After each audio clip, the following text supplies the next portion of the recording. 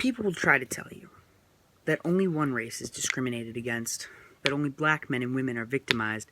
They throw around numbers trying to convince you that the big bad white man has all the good in the world, that only 69% of blacks graduate compared to 86% of whites, or that gaps in marriage and home ownership rates have widened. They might bring up inequality in the justice system or police violence directed at blacks. One such incident occurred in Boston when a black man was jogging through his neighborhood one morning, and he was suddenly stopped by an officer who soon pulled his gun on him and forced the man to the ground for looking suspicious. But at the end of the day, that's only one race in one country. Let's turn ourselves now to the so-called predators, whites, and to another part of the globe, South Africa.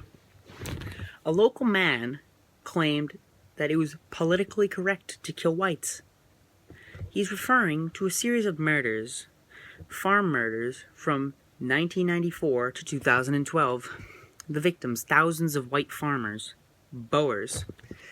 Hundreds of whites got to their feet and marched on the Capitol, feet thumping, yelling, "We will not be the victims of genocide," because that's what it was. In 2012, the president was recorded singing "Shoot the Boer," a song that was deemed hate speech by the Congress.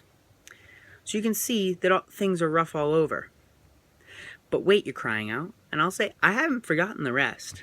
Asians too are discriminated against. Way back when, in 1882, just as Lincoln had finished fighting for the freedom of all Americans, signed into law was a document that locked the gates of freedom, and all but the Chinese had a key. Europeans, South Americans, Africans, Indians flooded in, but came with them no Chinese. Then again, in 1942, Japanese were taken from their homes, relocating to nothing short of POW camps, imprisoned with no reason, behind barbed wire fences 12 feet high. All because they were at war with a country many of them had never even seen. They were Americans, but somehow less so. And what is certainly sickening about all the talk of silver-skin superiority is that there's really only one race. It's the human race.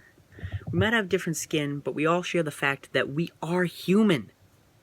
So how can one human put down another if they are but the same in every conceivable way but skin tone? If I can put you down because you're black, then you can put me down because I have big feet. If we only look at the small things, we will always struggle.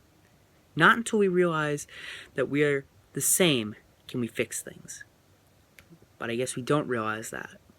So for now, things can't change.